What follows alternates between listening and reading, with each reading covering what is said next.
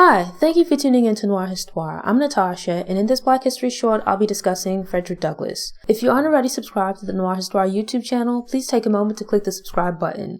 To ensure you don't miss future Black History shorts, click the notification bell. Frederick Douglass, Frederick Augustus Washington Bailey at birth, was born into slavery in Tuckahoe, Talbot County, Maryland. He never knew the exact date of his birth, but was most likely born in or around the year 1818, and later chose to use February 14th as his date of birth. As often occurred, Douglass was taken from his mother, Harriet Bailey, while he was still a baby. His mother lived on a plantation several miles away, and they would only see each other on a few occasions before she passed away when he was about 8 years old. His father's identity is unknown, but he's believed to have been a white man, quite possibly his owner, Aaron Anthony. Douglass was raised from infancy by his grandmother, Betty Bailey, who also cared for the other children at Holmes Hill Farm. The property was owned by Aaron Anthony, who's believed to have raised slaves to supply local plantations such as White House, which was owned by a local wealthy family. Around the age of 6, Douglass was deemed old enough to begin working and joined his older siblings at the Y plantation. 2 years later, Douglass was sent to Baltimore to work in the Hugh Auld household as a house slave. It was against the law to educate slaves by teaching them to read or write. Slaves were kept illiterate and ignorant because it was believed that an education would make them rebellious and unfit for enslavement. But the mistress of the house, Sophia, began teaching Douglass the alphabet until her husband intervened. Yearning to continue his education, Douglass learned what he could from other people in the neighborhood. A preteen Douglass was exposed to religion and the Bible by a Methodist minister and a black man.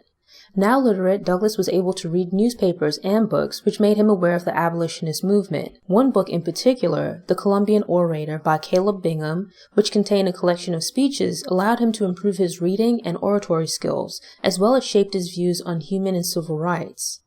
Following the death of Aaron Anthony, Douglass became the property of his daughter Lucretia, who was married to Thomas Auld.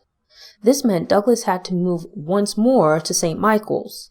After his arrival, Douglass began using the Bible to teach other enslaved people to read during church services, which attracted many attendees. His classes also attracted the attention of locals, who broke up the meetings armed with makeshift weapons. As punishment, Douglass was sent to work on Edward Covey's plantation, as he was known for his capabilities as a slave breaker. It was intended that Douglass would be reined in by Covey and trained to begin working in the fields. Covey was a cruel and vicious man who was well known for his savage handling of the slaves he managed. He constantly whipped and beat Douglass in an attempt to break his spirit. Suffering both mentally and physically, Douglass reached a point where he couldn't take it anymore. As a 16-year-old young man, he decided to fight back and won in a physical altercation with Covey. After that incident, Covey never attempted to beat him again. Inspired by his physical triumph and a hunger for freedom, Douglass began plotting to escape. In 1835, he and a group of conspirators began working on ideas to escape, but the plan went awry.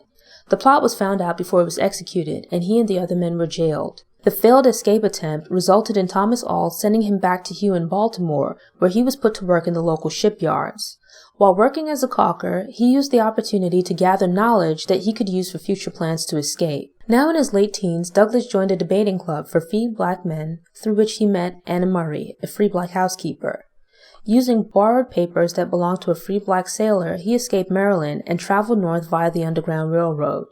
Arriving in New York City, he sent for Murray, and the two were married on September 15, 1838. Shortly after, the couple moved to New Bedford, Massachusetts, where Frederick Bailey adopted the surname Douglass. This is part 1 of a 2-part series about Frederick Douglass. This episode covers his early life, from his childhood on through his escape from slavery. Tune into the next episode where I'll discuss his time as an abolitionist and his later life. Thanks for tuning in. Show notes are available on the Noir Histoire website via the link in the episode description. If you enjoyed this episode, please click the thumbs up button. You can also share it online, on social media, or with someone you think might enjoy the episode. Doing this will help other people find the show, which helps it to grow. If you aren't already subscribed to the Noir Histoire YouTube channel, I hope you subscribe now and return to get motivated, get inspired, and get more stories of Black history made and in the making. Until next time, take care.